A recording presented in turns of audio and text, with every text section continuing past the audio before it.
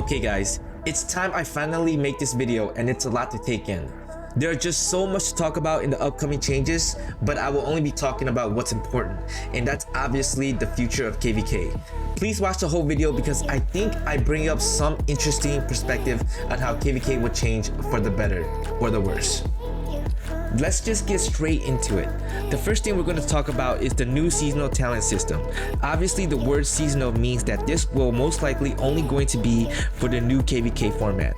I think in the new KVK, this will take over Crystal Tech.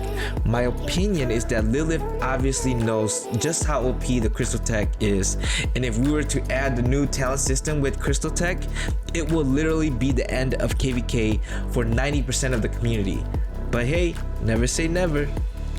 If this ends up replacing Crystal Tech, I'm sure they will somehow add bundles so you can progress faster into unlocking the new talent system. Listen to what I'm about to read carefully. The notes said, players will now have mini pathways for developing talents and skills.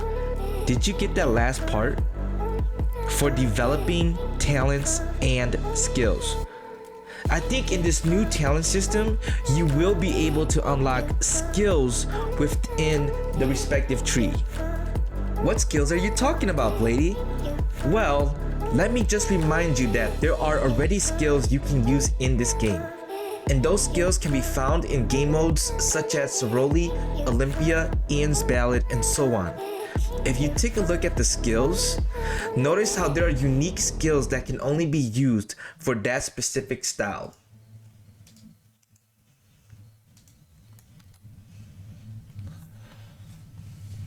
I think the new talent system is going to be a hybrid of a talent tree, and then within the talent system you can unlock skills.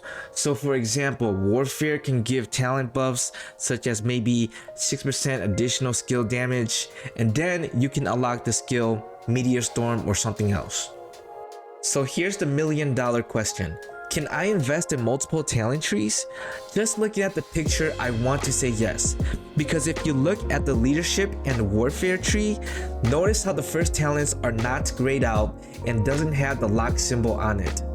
If this is true, then I think you and your kingdom needs to start doing some serious theory crafting on what is going to be meta on the open field. I will be discussing about the talent system in my next video part 2. So let's talk about ranged combat in game.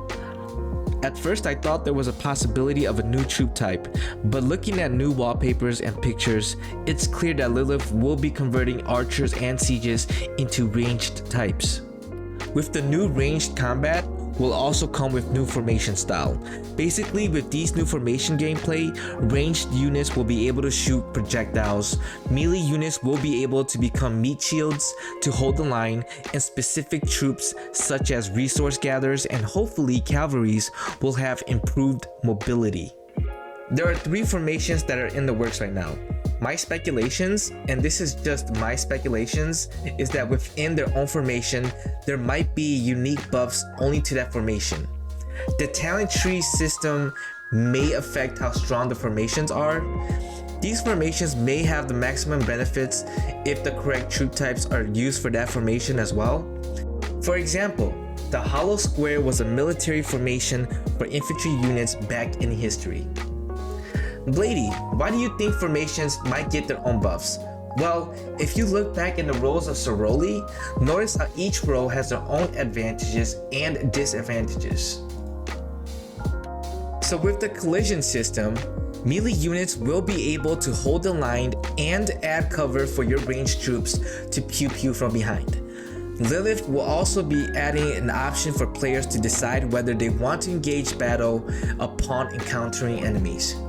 I think Siege Warfare is going to be very interesting and dynamic with the new changes. My educated guess is that we'll be able to use sieges for open field, rallying, and defending structures. Although sieges might be ranged, you might want to use them wisely, because the game might give them decreased march speed, so you may want to empty your hospital before sending your sieges. And with that, I will be ending today's video. If you thought this was an interesting perspective, then stay tuned for a part 2. I will be discussing what I think how open field battles will play out and what I think what will be meta. And don't forget to like and subscribe.